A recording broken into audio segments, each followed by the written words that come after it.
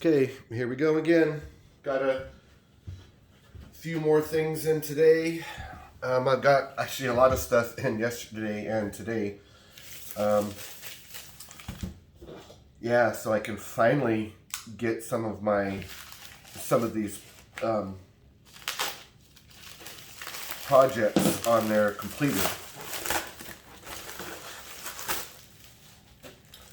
Yeah, so I was waiting on this, so that's good. So now, this is the plate for the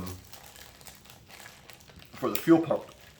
So I got yesterday. I got the rod and the pump itself in, and now I got the plate. Oh, no gasket. I need to get some gasket maker stuff. Darn it. Now I gotta take a drive to get that. Oh well, it's not too far away. Yeah, so I got that. Alright, so I'll be able to get the fuel pump all done and hooked up, taken care of.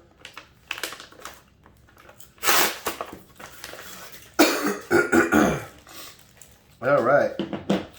Been waiting on these little guys, the well nuts or whatever you call those, for that almost doesn't seem like it's big enough. I sure hope they work. I guess I'll have to go check those right now. Yeah, because I was just waiting on these so I could put the snorkel in and be all done with that. Because I went and painted the snorkel a few days back, and man, that's a whole thing with that snorkel that I'm not happy about. You know, it was, I had a video, you know, one of my unboxing videos, and had the snorkel, you know, way back in the beginning of these videos, and I was like, hey, you know what, man, this is a really well-made snorkel. I was very, very happy with it, but I go to put it on the other day, and the thing is 2 3/4 inches short. I messaged the guy on eBay, and I'm like, hey man, just to let you know, like, this thing is short. And he goes, oh, well, let me get back to you when I get home, blah, blah, blah. So a couple hours later, he messaged me and says, oh, well, you need the baffle piece. So you got like the air cleaner, the big giant air cleaner, and then you have the box it goes into, and then there's three bolt holes on top of that box, and there's like a baffle that goes in there with a little cutout piece, and it keeps things from going directly into the like heavier things or water or whatever to go directly into the air filter housing. But the air filter housing, it's built in a way to where if there's any kind of solids, they'll just fall down and they'll go out the weep hole. And same way with that box, it has the weep on the bottom of it. So when that baffle blocks stuff, it'll just drain up there. So he's like, oh yeah, you need this. And then I'm like, wait, why do I need that? Like, in your pictures, you show the big rubber elbow attached to the fording tube, the snorkel.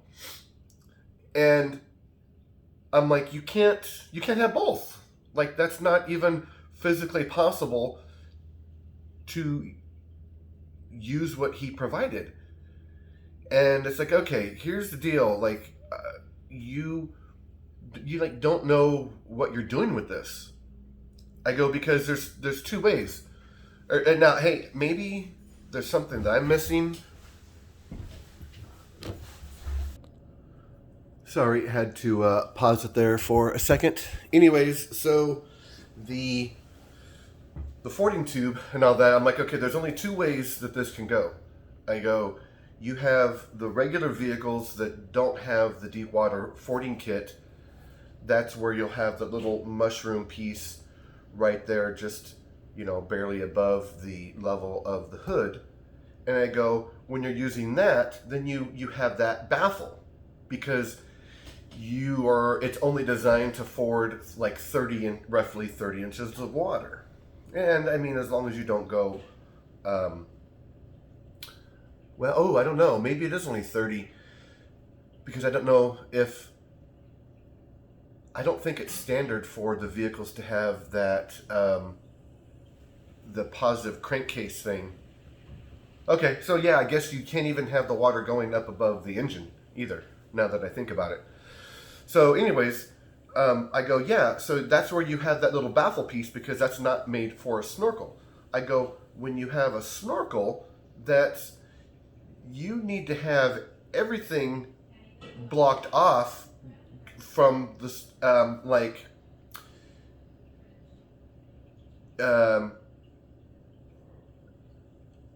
you have to have like the elbow that goes directly to the air cleaner housing, because if you have that baffle there, then water can, when you're underwater, water can come in through the drainage hole, and it'll fill up through that.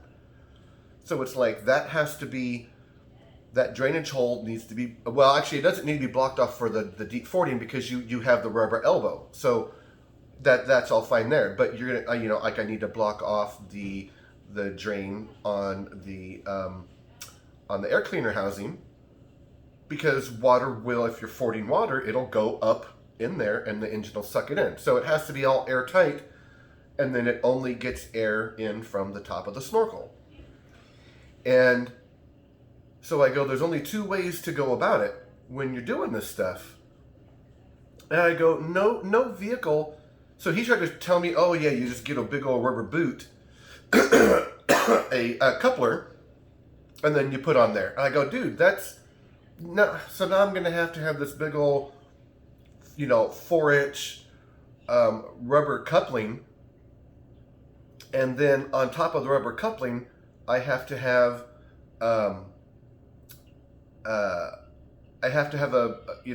which is gonna, do it in plastic, because if I could find a 4-inch aluminum round tube, that would be great. But now I got to use PVC, and which is fine, but whatever. And so now I have to have this big old rubber boot that's gonna stick up like 4 inches, just to be able to put that the PVC, the ABS pipe in there to extend that up, because the pipe is short. And then so he just doesn't understand how they're made, and he's trying to tell me, when I have these things made, they aren't just going to make a couple. Like, I got to go and spend like $10,000 and get like a whole bunch of them made. And I was just like, well, I'm sorry you spent that much money and had a whole bunch of things made wrong. I go, you're going to have people that buy these things, and I can't imagine people not noticing exactly what I noticed. It's like, I shouldn't have to have a 4-inch boot sticking up above that housing where that baffle would go, that, the box, that's the transition box, where that elbow goes into. Because in his picture, he has the elbow attached to, so I got this here. So he has the elbow attached to this in the picture, in his pictures. And it's like, well, if I install it how you sold this stuff, it's 2 3/4 inches short. Like this needs to be, it needs to be like up over here. Like there isn't even enough room on the tube. Anyways, yeah, and I painted this like last week. So yeah, just like I don't know. I mean, maybe if this piece here just barely grabbed onto the tube, then maybe this can go 2 3/4. But I mean, that right there, that's maybe 1.5 inches. I don't have a tape measure on me, but that's good. Maybe 1 3/4 inches. So it still needs like another inch. So yeah, like there's just not enough room on this tube to put this up at the right level. Oh, you know what? That's never mind. Scratch that thought, because this needs to sit above the cab. So if this is moved up, this is still below the cab. So the spacing between here and here, like this, is correct. It's just that the whole tube needs to be longer over here, like 2 3/4 inches. But you know, I had to go buy a damn 4-inch coupling, and now it's going to be a little bit ugly. You know, and I'm trying to make something really nice, but you know, what am I going to do now? So anyways, a lot of talking there. I got this kit. This guy is still, he has more of these available.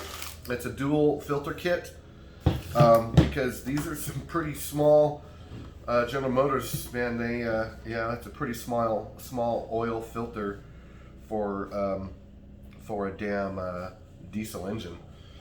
So it's a good thing somebody came out with these dual things. And I got this really cheap too. Like a lot of times you'll just get this for $60 or whatever, and the guy has a whole bunch of these, and he's selling like the whole thing for like $35. Now, granted, I don't know the quality of these Purelator deals.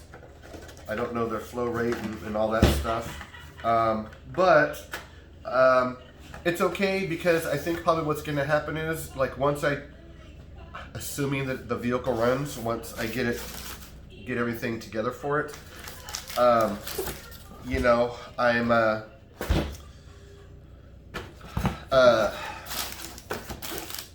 probably just gonna, you know, run it for a little ways, and then I'll, cause I put new oil in it already, so I'll probably go and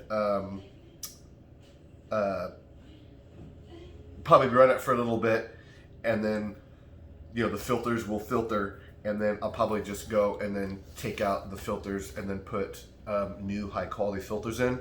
But I'll just use these for the initial test and the initial running to make sure everything is working okay.